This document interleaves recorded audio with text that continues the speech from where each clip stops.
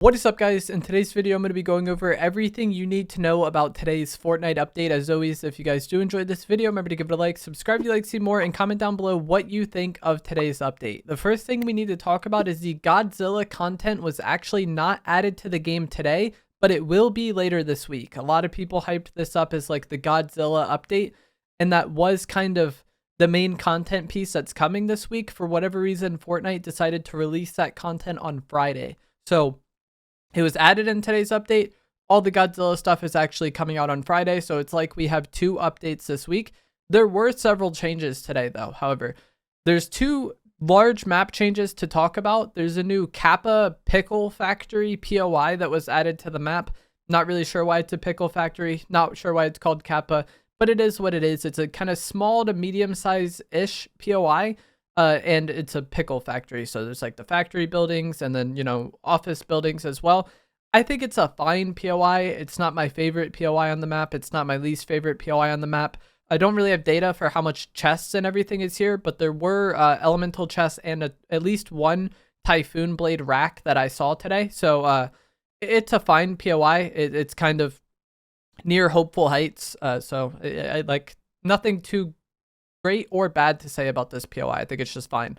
A POI that I don't think is fine is going to be Shining Span, because the bridge was actually completely destroyed, and I'm assuming that Godzilla destroyed this POI, and that's, you know, kind of part of his update.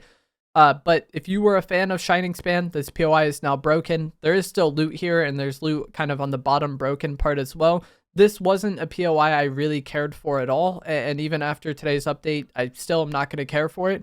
It did kind of make traveling from, you know, Shining Span or the new Kappa Factory to where that radio tower is below Demon's Dojo a bit inconvenient because the bridge is now gone. But either way, this change doesn't affect the game too much for me personally, and I don't really know anybody that lands at Shining Span, so not sure, you know, if it'll affect you guys that much either. Flooded Frogs did also get a map change today, so this POI is now unflooded. And there's a new secret room with 3 rare chests and 2 elemental chests that were added. And then there's even more loot that you can kind of get because that flooded section is now exposed and there's more loot down there. To get into the secret room, though, you do need a void mask. You actually have to throw the void mask portal through the little broken part of the wall, teleport in, and then break the rock, and then you'll get like access to most of that loot. So if you've been in Flooded Frogs and you're hearing all those chests and wondering, you know, where they are, it's possible they're in this new secret room that you need a void mask to get into. And then there is a porta potty that you can use to exit this little secret room, but it's not both ways. Like, you can only use it to get out. You can't use it to get in. So I think Flooded Frogs definitely got a lot better. And anytime I get a void mask in this POI, I'm definitely going to be taking advantage of that. Kind of interesting with chapter 6 that we've gotten so many of these little like secret rooms or vaults. We got the Nightshade Forest vault, we got the Mosses, you know, underground area you open with a Sprite, and then now we have this secret room at Flooded Frogs as well. So I've seen a lot of people saying this update didn't have any content and it was all coming on Friday because of Godzilla, but 3 map changes I think is pretty significant. And then there also was some kind of minor-ish loot pool changes. The railgun was unvaulted. This is a weapon, a laser weapon that you kind of have to like charge up over time. And then once it is fully charged, it shoots. It's kind of like a sniper that you have to charge. And this weapon's kind of gimmick is that it can penetrate through structures. So if you have somebody sitting behind a wall and you charge the railgun at them, you can shoot them through the wall. I don't really see this as that big of a deal. It takes a decent amount of time to charge, and pretty much anytime I encountered anybody using it today, I was happy to let them try to charge it at me so I could just melt them with the Hollow Twister AR. Like, that time they're charging it, they're very exposed. It'll definitely have its moments, but it's not something that I want to carry consistently. I don't really think it's going to be the new meta. It might be useful for defeating the Godzilla boss that comes later this week. I kind of think that's mainly why they added it. It will deal around 100-ish damage to the body. It's like a little under 100 damage for body shots. And then it's a little under 200 damage with headshot. So if you hit somebody with it, you'll deal a lot of damage. But to me, it's not something I want to carry. It also does a lot of damage to cars, and you can hit people through cars with it. So it has that use. But again, it's just not something I want to carry, despite it having some niche uses. Another useful item that I don't really see worth an inventory slot at the moment is going to be shield bubbles. These were also unvaulted today. And these are the large shield bubbles, not the little ones. We've had the shield bubble juniors a lot over the past few years. I think this is like the first time in recent years that we've had the regular shield bubbles in BR. And they're useful. You throw down a shield bubble, you have protection, but it's just this season, I don't really think it's something I want to carry. It's another item that I think would maybe be useful for fighting the Godzilla boss that's coming later this week. But for now, I don't really see myself carrying it too much. And I almost would rather it be the shield bubble juniors, because when you throw those down, you can kind of play off it and play the, peeking game around the bubble more, just because it's like more of a confined space. So I don't really see myself carrying shield bubbles. You can throw them on cars if that's something you want to do, and then drive around with your car protected. But kind of like I said with the railgun, is it worth me using an inventory slot to carry this? Personally, I don't really think so. Presents and cluster clingers were vaulted in today's update. I think presents were supposed to be vaulted last week, but they weren't. And then the cluster clingers were vaulted, so that's fine. Nothing else was vaulted, though. I had a lot of people asking me if the hunting rifle is still in or the lock-on pistol. Both those items are still in. Just the way the loot works in Fortnite, you might not see every single item, conveniently every game, but those items are definitely still in the loot pool. And the hunting rifle now spawns as floor loot. I don't know if it's been doing that since it was added, but I don't think it was. I was seeing a lot of hunting rifles today for whatever reason. I don't know if that actually changed or if it was just, my luck.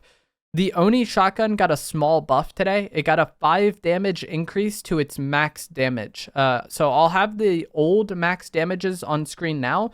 For each of these rarities, you would have to increase it by 5 to have the new max damage. So the gold one is going to be doing 150, the purple 145, the blue 140 max, and so on and so forth. So this is if you hit a good shot or, perfect shot, this is the best damage you can get out of the Oni shotgun.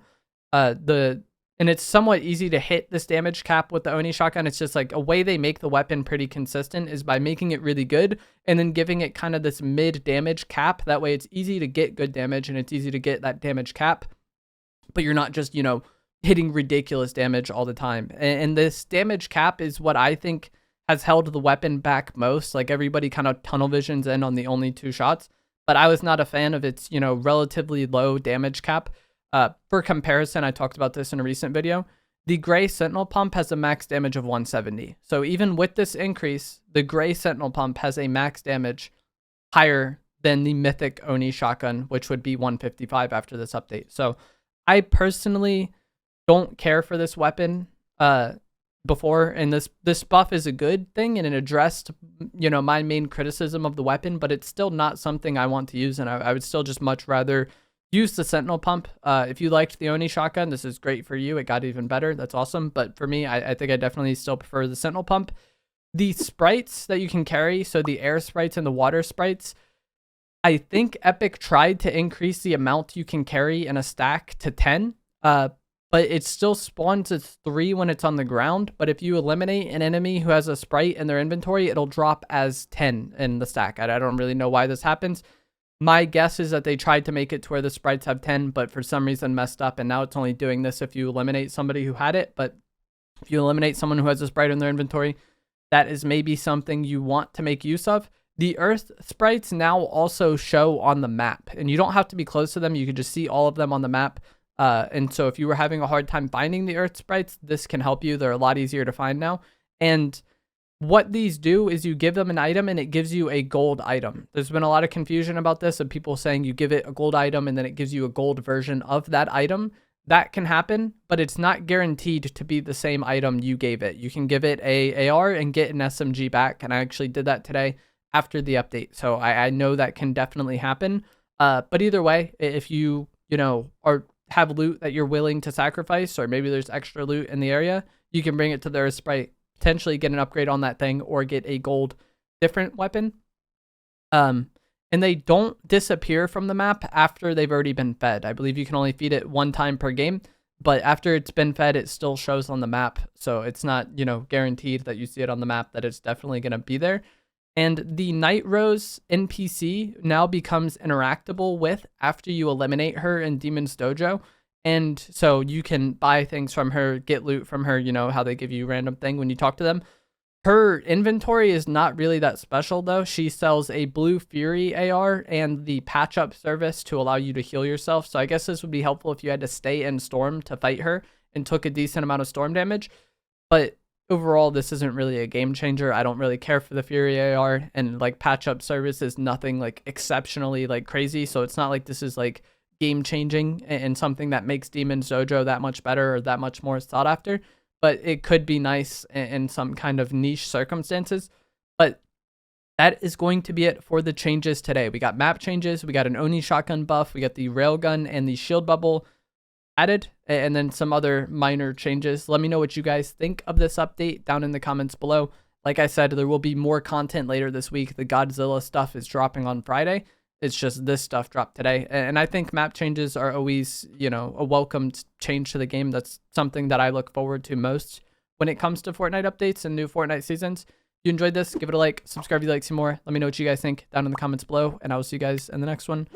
Thanks for watching.